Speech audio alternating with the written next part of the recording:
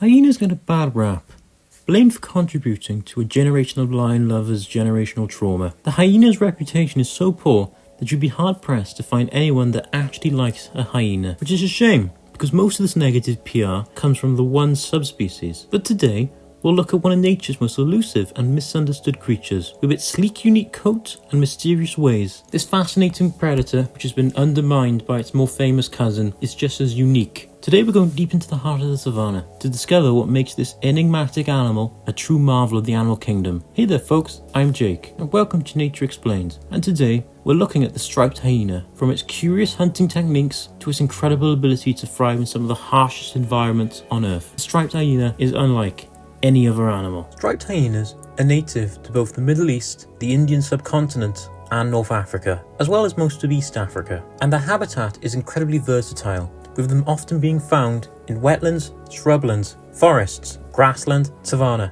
semi-desert, and rocky shrublands. Basically, they need to be within 6 miles of a water source, which means you'll never see a striped hyena in a true desert. In order to adapt to this vast range, striped hyenas have had to evolve a variety of adaptations. But one of the first things you'll notice about the striped hyena is that the striped hyena is bigger than you might initially expect, but it looks fairly short because it has a short torso which is set on long legs, and the hind legs are significantly shorter than the forelimbs, thus causing the back to slope downward. The reason for this is actually fairly smart, as it makes it harder for predators such as lions to get a tight grip on the back of the striped hyena, increasing the odds that they'll survive. Striped hyenas are the third largest species of hyena, with adults being somewhere between 39 to 45 inches long, as well as 26 to 30 inches tall at the shoulder, with the tail itself being 30 to 40 centimeters long, providing excellent balance when walking around. The weight of the striped hyena will vary depending on the gender, with females being somewhere between 26 to 34 kilograms and males being slightly bigger between 26 and 41 kilograms. However, unlike spotted hyenas, females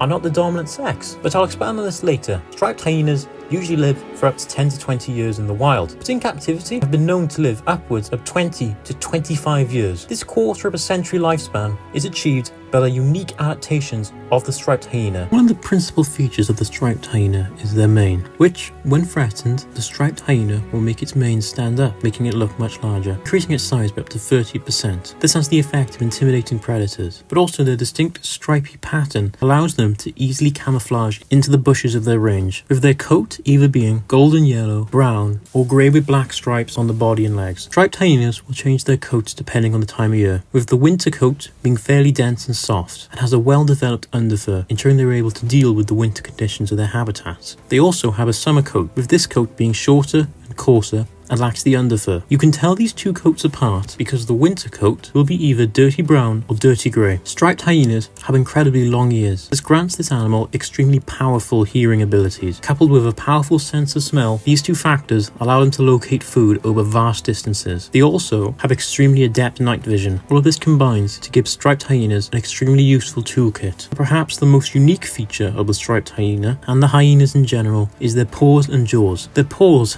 have their claws constantly showing. The benefit of this is that it allows the striped hyena greater grip when moving across terrain, but the jaw is the true secret of the striped hyena, as the highest pressure recorded from a striped hyena bite is 128.9 psi, which, whilst not as powerful as a spotted hyena, is still one of the most powerful bites in the animal kingdom and can easily shatter bone, which is incredibly useful because striped hyenas are carnivores and so will eat primarily meat, and whilst they are known to hunt whatever they have access to, and on occasion will hunt, they will do this by chasing the prey down, helped by their top speed of 31 miles per hour, and will attack the hind legs of the prey, using its powerful jaws until the prey submits. They can eat up to 32 pounds in a single sitting. Whilst they are often solitary hunters, they are known to come together in small groups to take down larger prey, but this is a behaviour typically seen in the Indian populations. Striped hyenas have been recorded hunting wild boars, goats, sheep, and also small birds and lizards. They are known to scavenge and eat human rubbish, and also scavenging off the prey of other animals, eating the parts that their contemporaries won't touch, primarily the bone. The result of this is that striped hyenas have a lot of calcium in their diet. Their poo is easily distinguishable from other animals because it will be white. They will also take parts of their meal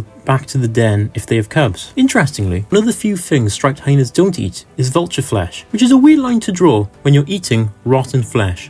But hey, different strokes for different animals. The reason they're able to eat both rotten flesh and bone because of their extremely strong immune system, which, to give you an idea of how strong it is, not only can it easily digest bone, but striped hyenas can't get rabies. Hey there folks, quick intermission from me.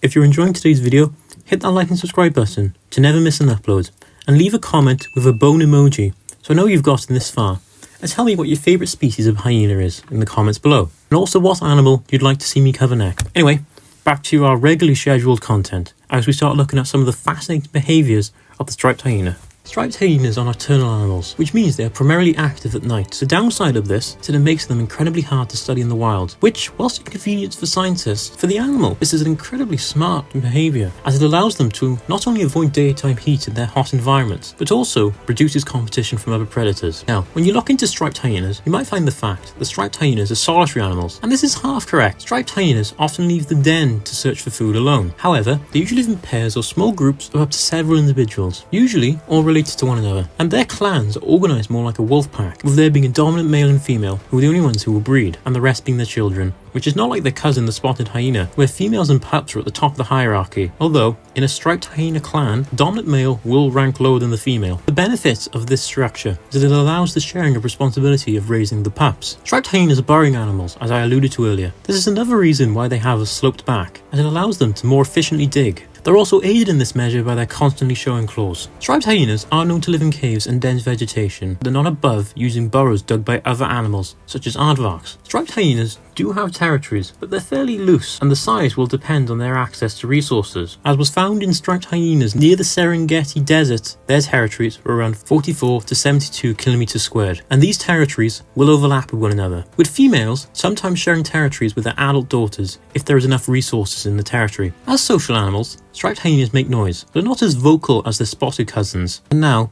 I give you the call of the striped hyena.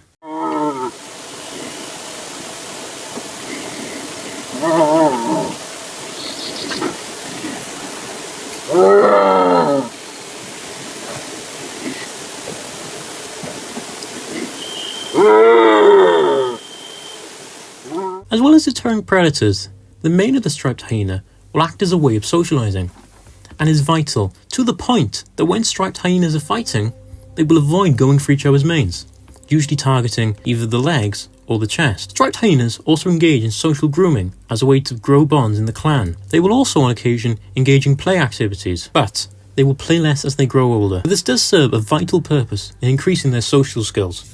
Due to their vast range, there is significant variation in the breeding times. For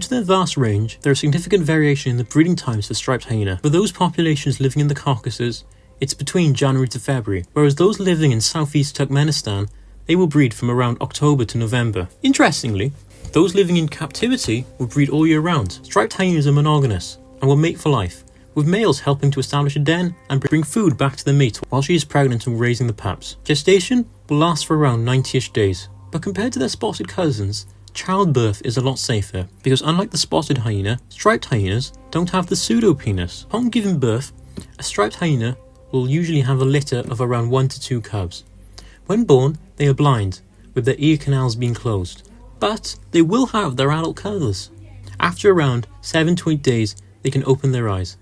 The mother will stay with the cubs for the first month, and will be as a result totally reliant on the male to provide food, so she can produce milk.